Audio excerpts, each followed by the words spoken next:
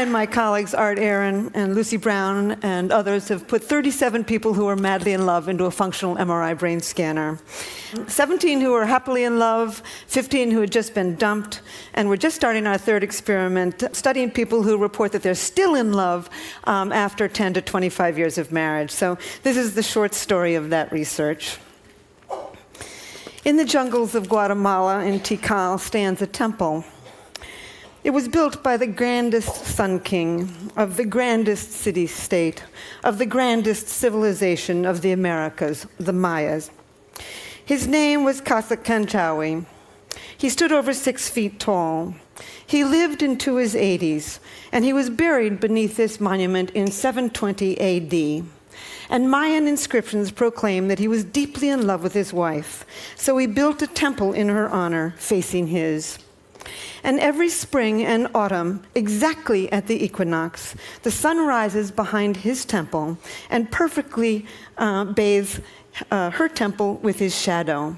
And as the sun sets behind her temple in the afternoon, it perfectly bathes his temple with her shadow. After 1,300 years, these two lovers still touch and kiss from their tomb. Around the world, people love. They sing for love. They dance for love. They compose poems and stories about love. They tell myths and legends about love. They pine for love. They live for love. They kill for love. And they die for love. As Walt Whitman once said, he said, "Oh, I would stake all for you."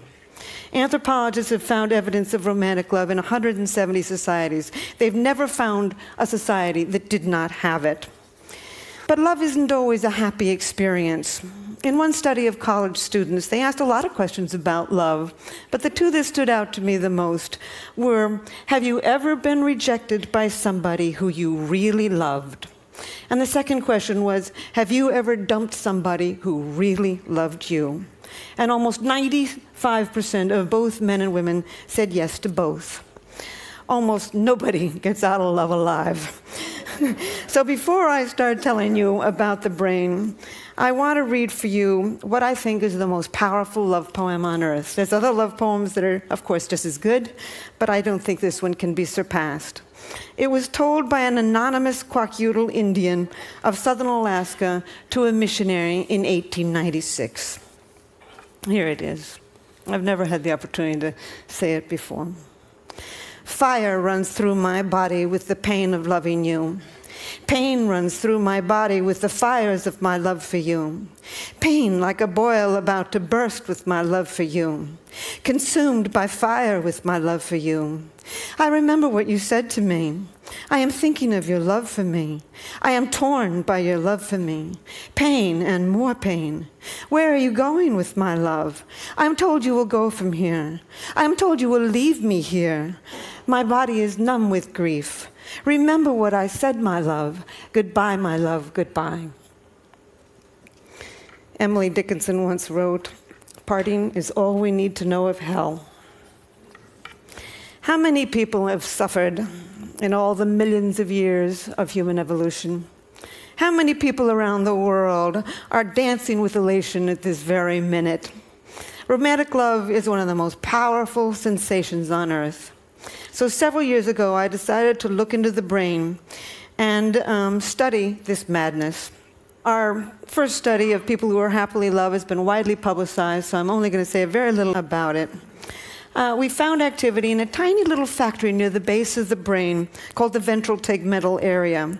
We found activity in some cells called the A10 cells, cells that actually make dopamine, a natural stimulant, and spray it to many brain regions.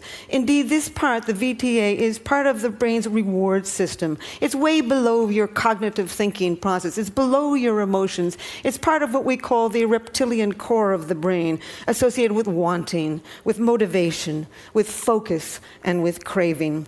In fact, the same brain region where we found activity becomes active also when you feel the rush of cocaine.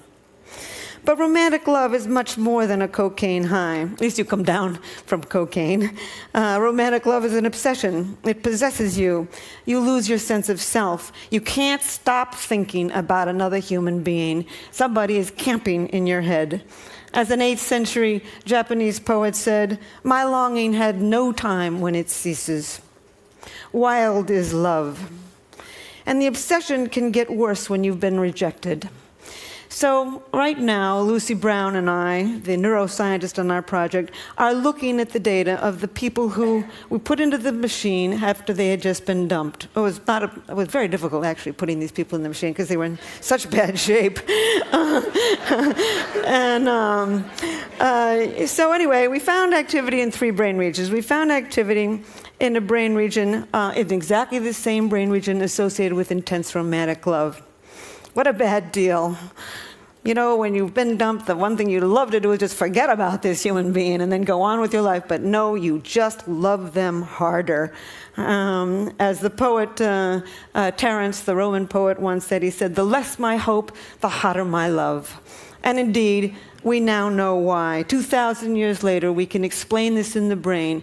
That brain system, the reward system for wanting, for motivation, for craving, for focus, becomes more active when you can't get what you want. In this case, life's greatest prize, an appropriate mating partner. We found activity in other brain regions also. In a brain region associated with calculating gains and losses. You know, you're lying there, you're looking at the picture, you're in this machine, you're calculating, you know, what went wrong, you know, what have I lost? As a matter of fact, Lucy and I have a little joke about this. It comes from a David Mamet play, and there's 2 con artists in the play, and the woman is conning the man, and the man looks at the woman and says, "Oh, you're a bad pony. I'm not going to bet on you." And indeed, it's this brain, part of the brain, the core of the nucleus accumbens actually, that's becoming active as you're measuring your gains and losses. It's also the brain region that becomes active when you're willing to take enormous risks for huge gains and huge losses. Last but not least, we found activity in the brain region associated with deep attachment to another individual. No wonder people suffer around the world, and we have so many crimes of passion. When you've been rejected in love, not only are you engulfed with feelings of romantic love, but you're feeling deep attachment to this individual. Moreover, this brain circuit for reward is working, and you're feeling intense energy, intense focus, intense motivation, and the willingness to risk it all to win life's greatest prize. So what have I learned from this experiment that I would like to tell the world? Foremost, I've come to think that romantic love is a drive, a basic mating drive. Not the sex drive. The sex drive gets you out there looking for a whole range of partners. Romantic love enables you to focus your mating energy on just one at a time, conserve your mating energy, and start the mating process with a single individual. I think of all of the poetry that I've read about romantic love, what sums it up best is something that is said by Plato. Over 2,000 years ago. He said, "The God of love lives in the state of need." It is a need. It is an urge. It is a homeostatic imbalance. Like hunger and thirst, it's almost impossible to stamp out. I've also come to believe that romantic love is an addiction, a perfectly wonderful addiction when it's going well, and a perfectly horrible addiction when it's going poorly. And indeed, it has all of the characteristics of an addiction. You focus on the person, you obsessively think about them, you crave them, you distort reality, your willingness to take enormous risks to win this person. And it's got the 3 main characteristics of addiction. Tolerance, you need to see it more and more and more. Withdrawals, and last but not relapse. I've got a girlfriend who's just getting over a terrible love affair. It's been about 8 months. She's beginning to feel better. And she was driving along in her car the other day, and suddenly she heard a song on the car radio that reminded her of this man. And she, not only did the instant craving come back, but she had to pull over the road, from the side of the road, and cry.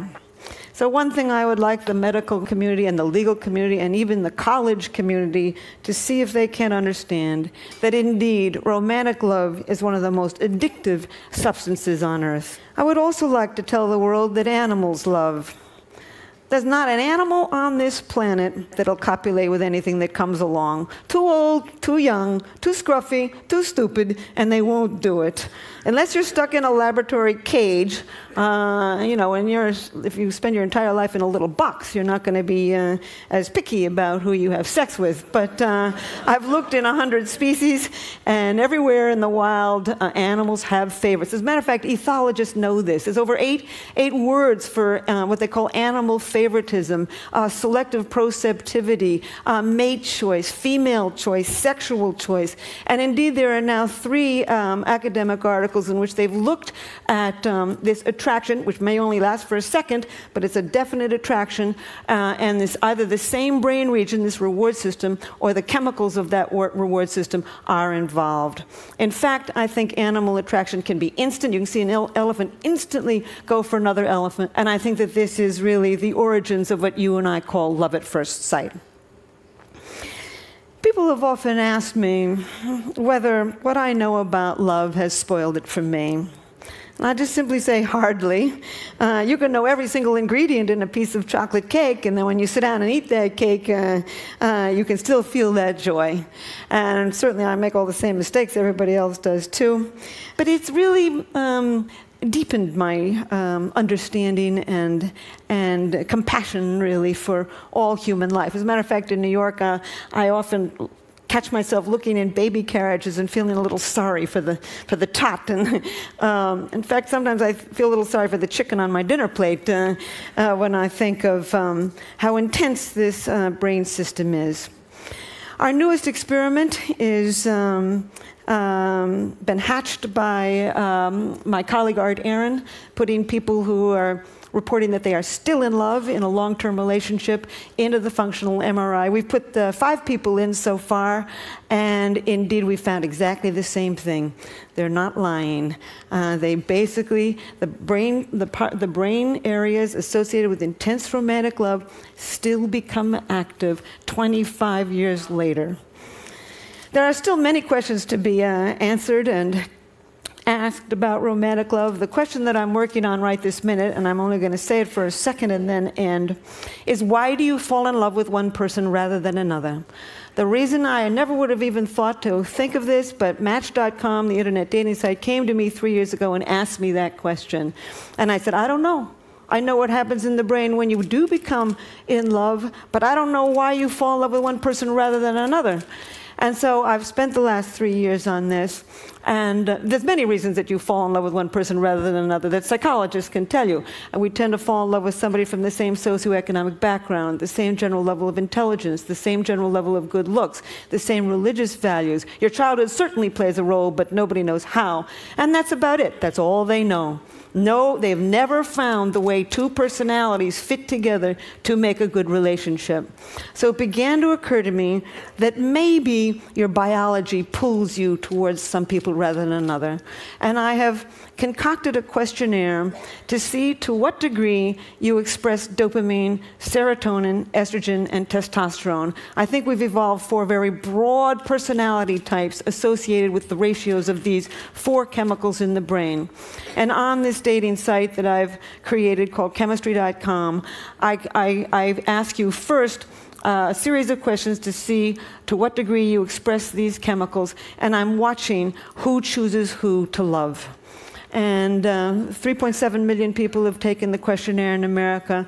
About 600,000 people have taken it in 33 other countries. I'm putting the data together now, and at some point, there will always be magic to love, but I think I will come closer to understanding why it is you can walk into a room and everybody is from your background, your same general level of intelligence, your same general level of good looks, and you don't feel pulled towards all of them. I think there's biology to that. I think we're going to end up in the next few years to understand all kinds of brain mechanisms that pull us to one person rather than another. So I will close with this. Oh, these are my older people.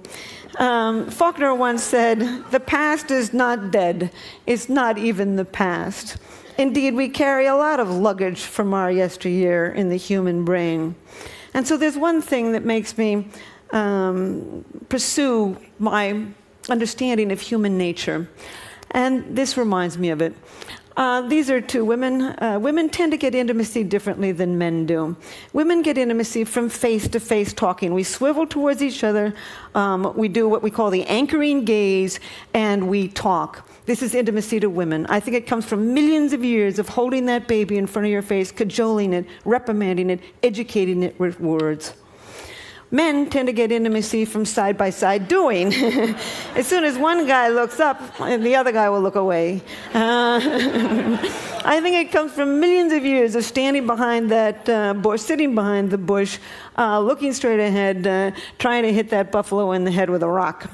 I think for millions of years, men faced their enemies. They sat side by side with friends. So my final statement is, love is in us. It's deeply embedded in the brain. Our challenge is to understand each other. Thank you.